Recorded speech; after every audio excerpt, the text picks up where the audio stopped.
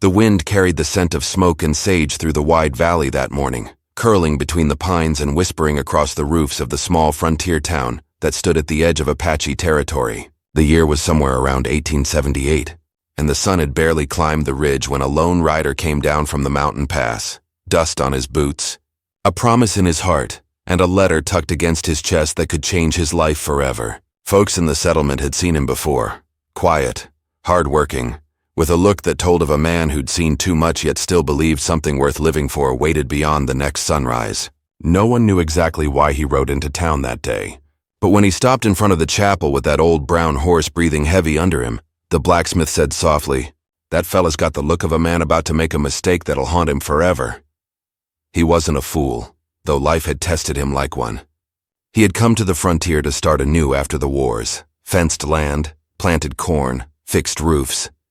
Yet loneliness had its own way of breaking a man. It wasn't the kind that could be mended by whiskey or laughter at the saloon. It was the quiet kind, the kind that settled in the bones during long winters and empty nights. So when word came through a trader about a peace agreement with a nearby Apache clan, and the talk that a man could take an Apache bride as a bond between people, he didn't laugh it off like others did. He thought maybe, just maybe, this was his chance to belong to someone, to somewhere. He never intended to insult their customs. The tribal elder spoke through a translator when he met them under the cottonwoods, near the stream that ran silver under the moonlight. The air was heavy with incense and smoke. He listened, nodding carefully, answering with the few words he'd learned. They told him it would be a simple ceremony, a union meant to bind trust between their worlds. He was told he'd marry the daughter of the chief's heart, one of noble spirit, strong hands, and quiet eyes. He thought that meant one woman. He never imagined it could mean three. When the first of the sisters stepped forward, the moonlight struck her hair like copper flame. She looked no older than 20, with steady eyes and a calmness that made his breath catch.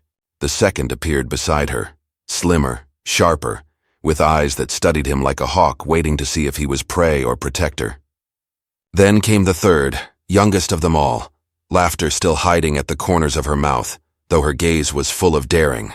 They stood together, bare feet brushing the earth, wearing beads of turquoise and strands of wildflowers braided through their hair. The elder beside him whispered something the translator didn't fully explain. The man thought they were part of the blessing, attendants perhaps. So he bowed respectfully, placed his hand over his heart, and repeated the words he was told meant, "I accept." Drums started low and deep. The chief raised his hand, and the people answered in a chant that echoed through the canyons. The eldest of the three sisters stepped forward and placed a painted feather in the man's hand. The second tied a strip of woven leather around his wrist. The youngest pressed her palm against his chest and whispered something he couldn't understand. The translator smiled proudly and said, "Now you are one with them." It wasn't until much later, when the crowd had gone and the fire had burned low, that he learned them did not mean one woman. It meant all three. By dawn, confusion turned to disbelief. The sisters each claimed him as husband by tribal law. The eldest spoke with the dignity of a matriarch. She was calm, obedient to her father's word, but her dark eyes showed possession. The second challenged him with questions, bold and suspicious of his intentions. The youngest laughed as though fate itself had played a joke on him, teasing him for his pale face and nervous glance. The village treated it as sacred and final, the bond sealed before their gods and ancestors. For them, it was a great honor. For him, it was the beginning of a storm he never saw coming.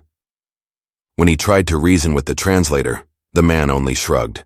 "Among the people," he said, "a man may take sisters of one spirit if their hearts are joined in the same promise." The meaning struck him like thunder. His acceptance had bound him to all three, each representing part of the same vow, and to refuse now would mean dishonor, possibly blood. He had promised unity. To break it was to break peace. The valley, the land he dreamed of settling, now belonged to a destiny written in another tongue.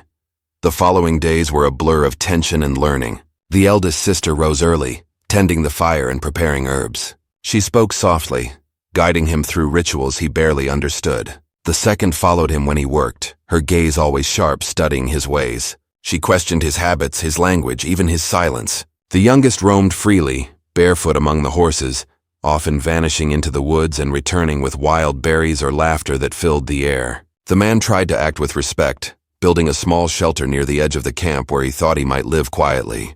But each evening, as the stars stretched across the sky, the three of them came together to sit by the fire with him, their voices blending into chants that seemed both beautiful and unsettling.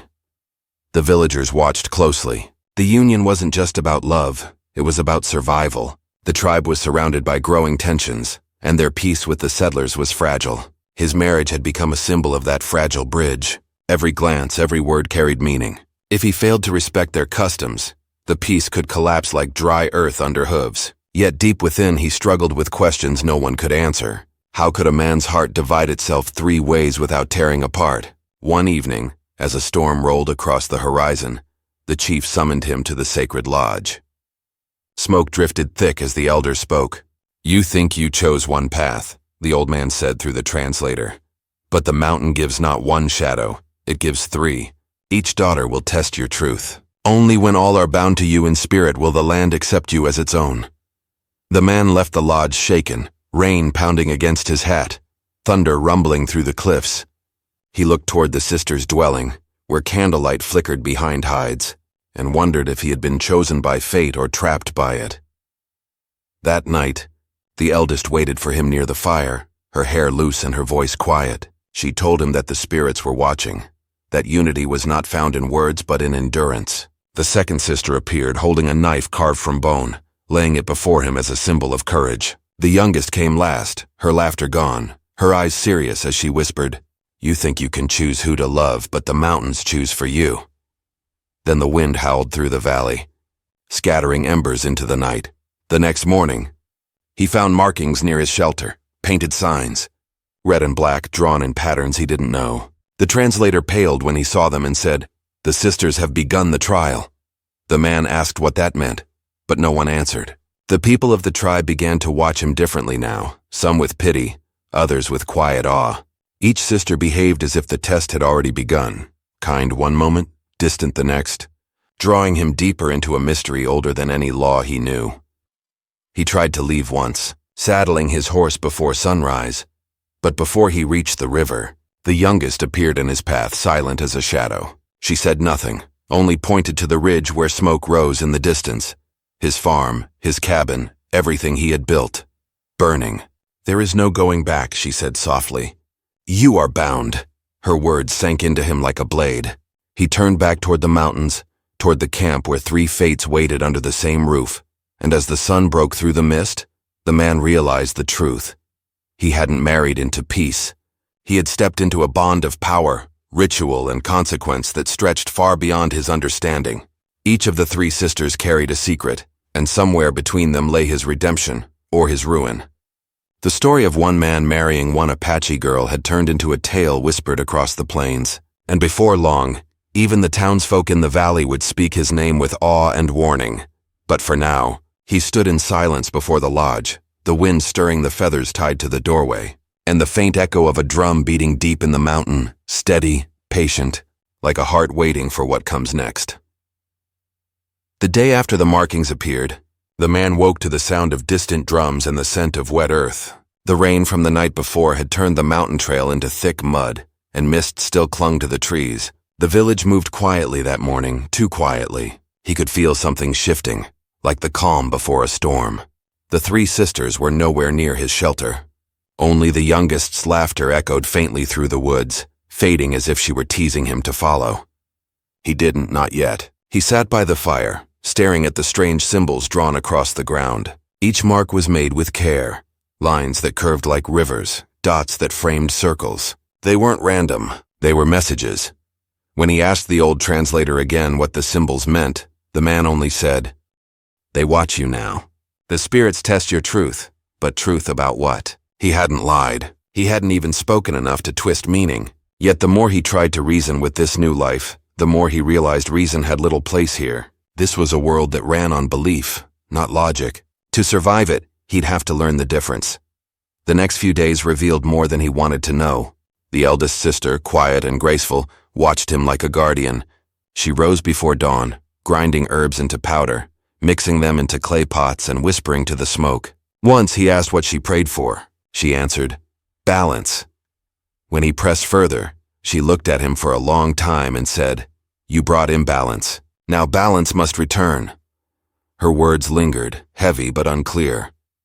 The second sister was different. She carried herself like a soldier. She didn't smile, didn't soften her voice. When he chopped wood, she watched from a distance. When he fixed the fence near the horses, she followed, silent but near enough to remind him he was being judged. Once, when he cut his hand, she appeared beside him without a word, took his arm and pressed a leaf into the wound. "Do not show weakness," she muttered. "The tribe sees all things." Then she walked away before he could thank her. The youngest was the only one who showed warmth, or maybe defiance. She laughed when others stayed solemn, spoke to him in broken English, and once dared to touch his hat, just to see how far she could test him. But there was something wild behind that playfulness. Sometimes he caught her staring toward the North Ridge, where smoke from another camp rose in thin, uneasy trails. When he asked about it, she only said, "Old fire, old debt. You'll see soon." Each night, as the moon crossed above, the tribe held small gatherings. They danced and sang, the drums echoing deep into the valley. The man sat on the edge of the circle, feeling like a stranger among ghosts. The stories told around the fire spoke of 3 sisters born under a red sky, each carrying a part of the same spirit. One heart divided, 3 bodies given form. Whoever bound with one would bind with all, or risk losing everything. When the storyteller's eyes met his, he knew the tale wasn't just myth, it was his warning. The days turned into weeks. Slowly, he began to learn the rhythms of their world. The calls of the hawk at noon, the whisper of the river before dusk, the way the air cooled when danger was near. He helped mend fences, hunted rabbits, carried water. The people respected his work, though few spoke to him directly. Yet every so often, he'd catch whispers about the white man of 3 hearts, the one chosen by the daughters of the wind. It wasn't spoken with kindness, nor with hate, but with caution. The tension grew heavier when the first rider came from the neighboring settlement. He was a trader, rough and loud, carrying whiskey and tobacco. When he saw the man among the tribe, he laughed and called him crazy. "You gone and tied yourself to the Apaches?" he said. "They'll own you before winter." But the man didn't answer. The sisters were nearby, their faces unreadable. The trader's laughter stopped when the second sister stepped forward, her hand resting lightly on the knife at her belt. The message was clear. The trader left before sunset, and the tribe went quiet again. That night the eldest sister came to him carrying a bundle of herbs. She placed it in his hands and said, "For the peace between our worlds." When he unwrapped it, he found 3 white feathers and a piece of stone carved with strange marks. "Keep this close," she said. "The mountain spirits will test your promise." He wanted to ask which promise she meant, the one of peace or of marriage, but her eyes stopped him. The next morning, one of the tribe's scouts returned from the southern ridge, wounded and bleeding. The camp stirred to chaos. He spoke of soldiers seen near the river, searching for Apache bands. The chief gathered the warriors, speaking quickly in their tongue. The man couldn't understand much, but he caught enough. Danger, patrols, broken treaties. The second sister stood with the warriors, her eyes sharp, ready for command. The eldest helped the healers tend to the wounded. The youngest watched from a distance, her face pale but calm. For the first time, he felt the weight of his position. He wasn't just a husband, he was part of their alliance. His choices could draw or break blood. When the chief approached him, there was no translator needed. The old man's English was rough but firm. "You live here now. You are one of us. When soldiers come, they see not you. They see Apache." The words carried both warning and truth. In the days that followed, the air in the valley thickened with unease. The warriors began sharpening their weapons, the women storing food. The man tried to help, but he sensed the walls of trust closing. He overheard 2 of the elders arguing, one saying the marriage had cursed them, another saying it was destiny. The man's heart grew heavy with doubt. Had his choice brought safety or ruin? He began to notice strange things at night. Whispers outside his shelter, shadows moving near the river, the soft hum of chants carried by the wind. Once he woke to find the youngest sister kneeling outside, tracing the same markings that had first appeared near his fire. When he asked what she was doing, she said, "Calling the spirits that bind you. They must see your heart." Her voice trembled, and he saw fear behind her boldness.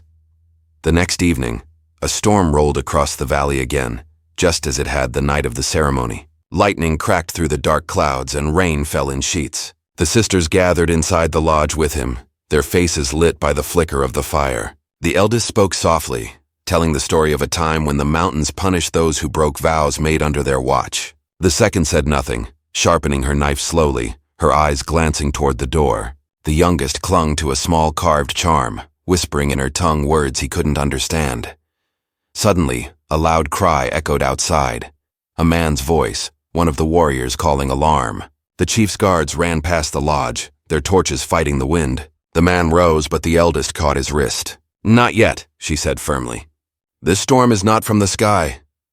Moments later, the translator stumbled in, drenched and pale. He said raiders had come through the lower trail, men who weren't soldiers but bounty hunters, men paid to capture or kill Apaches for reward. The valley was closing in on war, and the tribe was preparing to defend their own. As the night deepened, the man finally understood what the chief meant when he said, "You are one of us."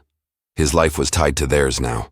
If the tribe fell, so would he. But what haunted him most wasn't the sound of thunder or the threat of blood. It was the look in the eyes of his 3 wives, each carrying a piece of a truth they hadn't yet told him. Before dawn, as the rain softened and the fires died down, the eldest handed him a bow and a quiver of arrows. "Tomorrow you prove your vow," she said quietly. "Only then will the mountain speak." He wanted to ask what that meant, but before he could, the youngest pressed her hand against his heart, whispering, "Do not fear the test, fear what comes after." When morning broke, the valley was silent again. Smoke rose in thin lines over the trees. Somewhere beyond the ridge, the soldiers' campfires burned faintly. The tribe prepared for battle, but the real fight, he knew, was something deeper. For the first time, he felt not just fear, but belonging.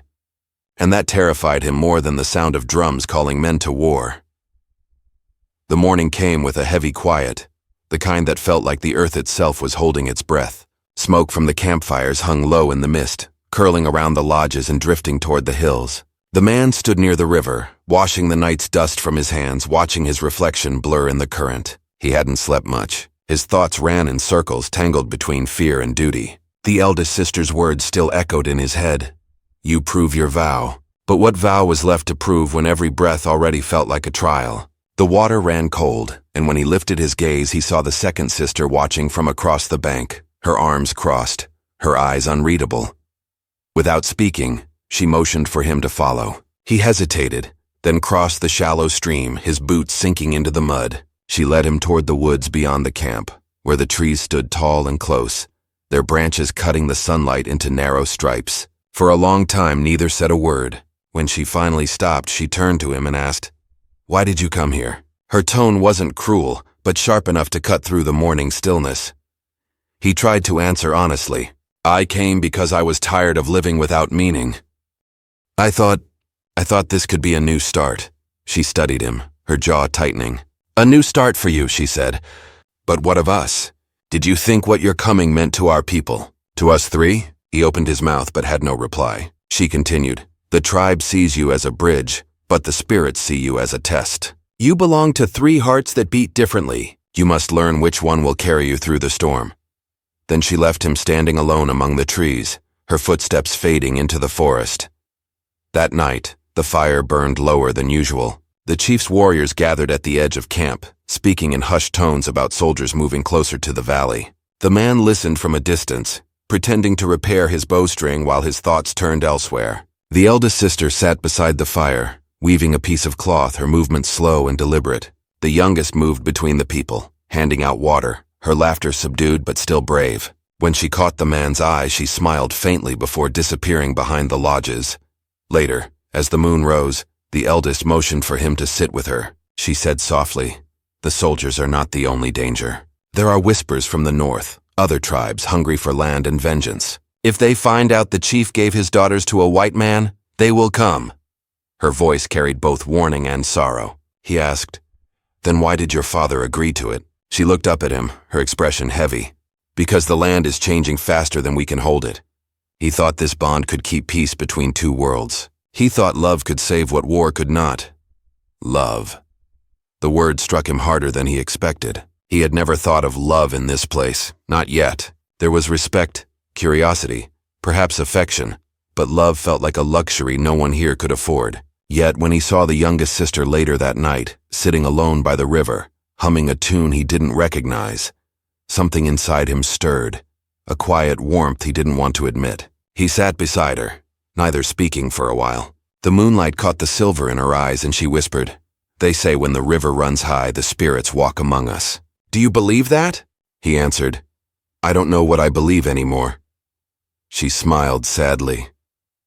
"Then you're beginning to learn." Before dawn, the tribe sent scouts toward the lower ridge. The man joined them, though he wasn't yet trusted as one of their own. They moved in silence through the pines, tracking prints and watching the horizon. What they found chilled him. A small camp had been burned, the remains of a trader's wagon smoldering in the dirt. Among the ashes lay pieces of torn fabric marked with army symbols. It wasn't a battle, it was a warning. Someone wanted to be seen.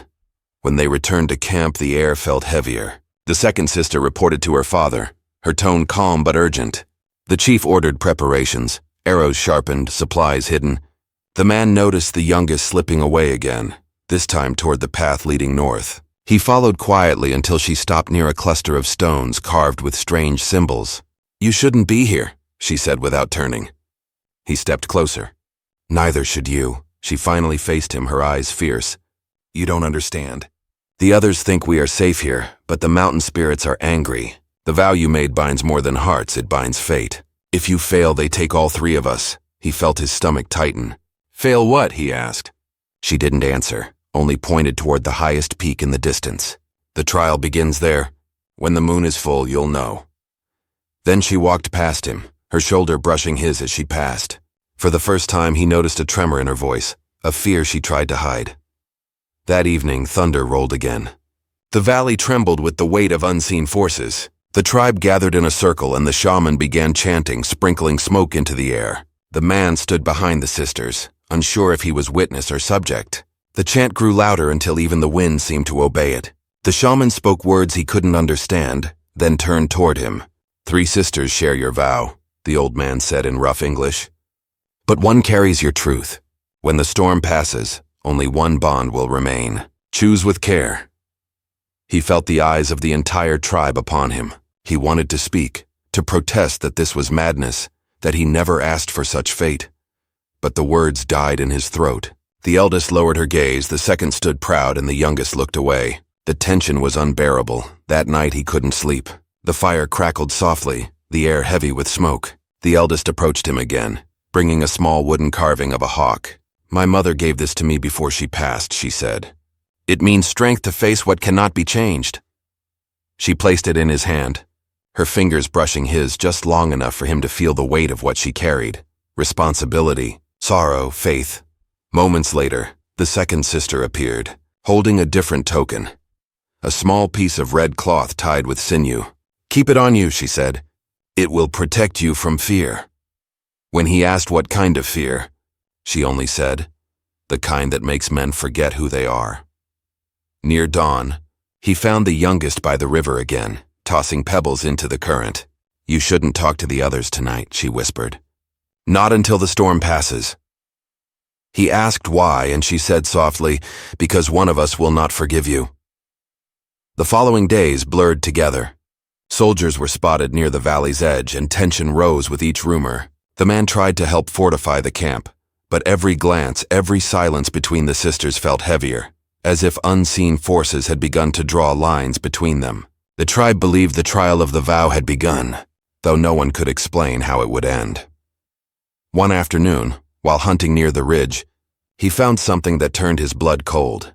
A charm woven from the same beads the youngest often wore, hanging from a broken tree branch surrounded by blood tracks. He followed them, heart pounding, until he reached a clearing where her footprints vanished near the river. No body, no sign, just silence and the faint echo of drums carried by the wind. When he returned to camp, the tribe was in chaos. The eldest was arguing with the chief, the second sharpening her blade, and whispers spread that the soldiers were close. But the truth hit harder. The youngest was missing. The eldest approached him, her calm gone. "You must find her," she said, "before the others do. If she is found by the wrong hands, it will break everything we built." The man saddled his horse and rode into the darkening woods, rain starting to fall again. His mind was a storm of guilt and confusion. Somewhere in the distance, lightning flashed over the ridge, and he thought he heard her voice, faint, carried by the wind. He followed it deeper into the forest until he reached the stone circle again. the one she had shown him before. The carvings now glowed faintly in the lightning's reflection. Her necklace lay there resting in the mud. Beside it, a mark had been drawn, the same symbol that appeared the night of their marriage, the sign of the vow. He knelt, touching it, feeling warmth beneath the earth like something alive. Then came the sound of a branch breaking behind him. He turned sharply, hand on his knife, but the shadows gave no answer. Only the echo of her voice returned, soft, trembling, carried by the storm. You cannot save one without losing the others. The wind howled through the trees, carrying the scent of rain and danger.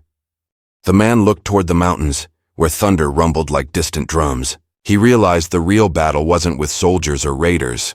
It was with the unseen force that bound his fate to 3 hearts, each pulling him toward a different destiny. And somewhere far beyond the mist, the trial that would decide all their lives was already waiting. The rain had stopped by dawn, but the fog lingered thick and low across the valley, swallowing sound and shape alike. The man stood at the edge of the clearing where the youngest necklace still lay, his fingers brushing the beaded cord as if it might speak to him. Every instinct told him she was still alive, yet every echo of the forest told him otherwise. Behind him, his horse shifted restlessly, ears flicking at the faint crack of twigs somewhere deeper among the trees. He gripped the reins tighter and listened. The silence was not empty. It was waiting. He rode hard toward the ridge, the mist parting in pale streaks as he climbed higher into the mountains. The path was narrow, scattered with stones that made his horse stumble, but he didn't slow. Somewhere beyond the slope, faint smoke rose through the trees, not thick enough for a fire, but enough to mean human hands. As he reached the crest, he saw movement in the distance, figures faint and quick disappearing into the trees near a half-ruined cabin. He dismounted, heart pounding, and followed on foot, bow ready in his hand. The woods felt different here. The air was colder, the birds silent. When he pushed open the door of the cabin, dust and old wood filled his lungs. Inside, the faintest whisper of a voice met him. You came. The youngest sat near the hearth, her hair tangled and her face pale but calm. Her wrists were tied loosely with leather, and around her stood 3 armed men, bounty hunters. They turned at once, surprise flashing into greed when they saw him. Well, look here, one of them said. The peace husband himself. Bet you're worth near as much as she is. He didn't wait for more words. The first arrow flew before the man finished his grin, striking the wall beside his head. The second hunter lunged, but the man swung a heavy stick from the floor and caught him across the jaw. The third grabbed the girl by the arm, dragging her toward the back door, shouting curses in a language he barely recognized. The man charged, slamming into the hunter's side, both falling into the mud outside as rain began again in thin, cold drops. The struggle was rough and wordless. A blade cut across his shoulder and he struck back with a fist, until the man stumbled into the stones and didn't rise again. By the time it was done, the forest was still again. The youngest was shaking, but she held herself strong. They followed the traders, she said, her voice hoarse. They knew the marriage was real. They wanted proof, a wife of the Apache and a white man to sell to both sides. He cut her bindings loose and helped her stand. Her eyes were full of something between gratitude and fear. Now they'll come for all of us, she whispered. He didn't ask who she meant. He already knew. When they returned to camp, the tribe was no longer still. Warriors gathered with bows drawn. Women packed their children near the outer edge. The chief stood at the fire's center, his face carved in stone. The soldiers are moving from the south, he said, and the raiders from the west. The valley will burn if we stay. The second sister stood beside him, sword at her side, her eyes fixed on the man and the youngest as they approached. The eldest looked between them and saw the blood on his shirt. She stepped closer, touching the wound lightly. You went after her alone, she said softly. Now fate will follow you back. That night, the tribe prepared to leave the valley. Horses were saddled, waterskins filled, and the children wrapped in blankets. The man helped where he could, but everywhere he turned, the air carried whispers. His name mixed with doubt, his choices mixed with blame. He had brought danger with him, whether by fate or by faith. Even the youngest, who had clung to him in fear earlier, now walked beside her sisters, avoiding his eyes. It was as if something larger than any of them had taken hold of the night. When darkness fell completely, the wind shifted. A low hum began near the ridge, the sound of distant drums, not from their tribe but from beyond, closing in. Scouts ran through the camp with warning cries. The second sister called the warriors to stand guard. It isn't the soldiers, she said. It's the mountain tribe.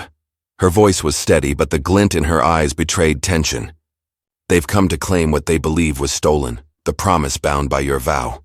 The man's chest tightened. What do you mean, stolen? He asked.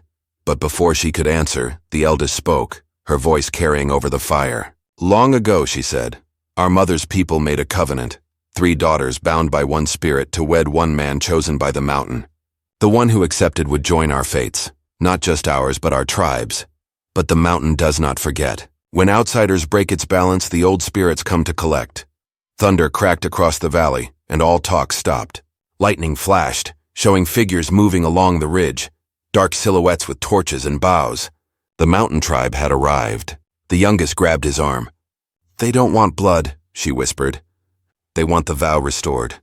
But they'll take it by force if they must. The chief's voice boomed over the rising wind. We will not surrender our own. Prepare the horses. Protect the women. The tribe scattered, grabbing weapons, guiding children toward the canyon path. The man stayed near the sisters, heart pounding. The second loaded her bow, the eldest held a knife close, and the youngest kept whispering something under her breath. A prayer, or maybe a spell. The drums grew louder, closer, until the rhythm matched his heartbeat. The first arrow fell before dawn. It struck a tree near the campfire, setting the dry bark aflame. The man dove to shield the youngest as more arrows rained down, the sound of war cries echoing through the canyon. Warriors fought back, returning fire, and the air filled with smoke and fear. He could barely see through the chaos, only flashes of motion, shouts, and the sound of the sisters calling to each other across the noise. The eldest stayed near the chief, defending the center. The second led a small group to flank the attackers near the river. The youngest was torn between staying and fleeing. Go, he shouted, pushing her toward the horses. But she refused. You can't fight the mountain with arrows, she cried. You must finish what you began.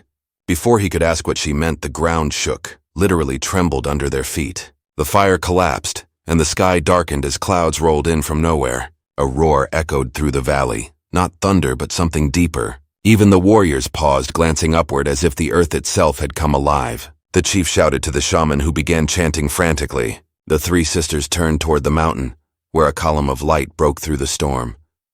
The youngest looked at him, her voice trembling. The trial has begun. He stared, breathless. Now, she nodded. The spirits have come to see if your vow holds. The chaos around them faded for a moment, the noise distant, the fire dim. He could see only them, the sisters standing together against the storm, their hair whipping in the wind, their eyes fixed on him. The eldest stepped forward first. If your heart is true, you will face what you chose. The second followed, voice firm. If your courage is real, you will not run. The youngest stood last, her face wet with rain and tears. And if your love is honest, the mountain will spare us. He didn't understand what they meant, but instinct told him this was the moment everything had led to. The light from the ridge grew brighter, swirling like smoke, forming shapes that looked almost human. The tribe fell silent, every eye on the clearing. The shaman's voice rose higher, calling to unseen powers. The wind tore through the camp, knocking over tents and scattering ashes. Then came a sound like a whisper, deep and ancient. 1 vow, 3 hearts. 1 truth, 3 paths. The eldest knelt first, her voice steady. I am balance. The second knelt beside her. I am strength. The youngest pressed her hand to her chest. And I am love. The light pulsed, shifting toward the man.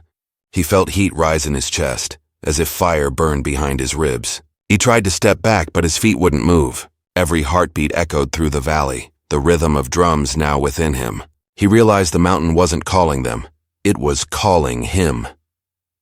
The wind roared louder, tearing through the trees, scattering sparks from the fires. The youngest reached out her hand. If you falter now, we all fall. He took her hand, trembling, as the light engulfed them both. The mountain shook again, and the screams of battle faded into the sound of one steady heartbeat. Around them everything blurred, fire, smoke, rain, until only the glow of the mountain and the shadow of 3 sisters remained. And then the light began to turn red, pulsing faster, as if demanding something in return. The eldest cried out, clutching her chest. The second fell to her knees. The youngest gripped his hand tighter, her voice breaking. You must choose. The spirits won't wait. He tried to speak, but the words caught in his throat. The wind howled, the light rose higher, and the mountain's voice thundered one last time. 1 heart must remain. The storm exploded around them, fire and wind colliding in a fury that shook the valley apart. The tribe shouted prayers, the chief raised his arms to the sky, and the three sisters stood in the circle of light with him, waiting for the choice that would seal all their fates. And in that suspended breath between thunder and silence, the world itself seemed to hold still, demanding an answer he wasn't ready to give. The valley shook like a living thing, and the mountain roared until it seemed the whole sky would crack apart. The man stood frozen in the glow, his hands still locked with the youngest sisters as the world around them burned in color and thunder. The light that had surrounded them turned from red to gold, then to white so bright it blinded him. When it faded, silence fell. Not the silence of peace, but the heavy stillness that comes after a storm takes everything it wants. He opened his eyes slowly, the air around him still trembling with heat. The fire was gone. The drums had stopped. All that remained was smoke rising from the earth and the faint sound of the river rushing below the ridge. The three sisters stood before him, their faces pale but calm. The eldest's hair clung to her wet cheeks, her eyes steady though tired. The second leaned on her bow, breathing hard but unbroken. The youngest still held his hand, though her grip had softened. Around them, the tribe began to move again. Warriors lowering their weapons, women gathering children from the shadows, the chief raising his arms toward the mountain as if giving thanks. The wind had changed. The danger that once pressed upon them had passed, leaving only the scent of rain and smoke behind. The shaman stepped forward, his voice hoarse but strong. "The spirits have spoken," he said. "The vow is kept. The mountain is at peace." But his gaze lingered on the man as if waiting for something more. The man looked at the sisters, confusion still swirling in his chest. "What did I do?" he asked softly. The eldest answered first. "You chose without choosing. You stood when others would have fled." The second said, "You gave the vow meaning by your courage." The youngest looked up at him, her eyes bright and sad. "And you saved what you could not understand." It took hours for the tribe to recover. Fires were rekindled, tents rebuilt, and the wounded tended. The man helped where he could, though his mind wandered constantly back to what had happened in the clearing. He had seen light and heard voices that no man could explain, yet deep inside he knew it hadn't been madness.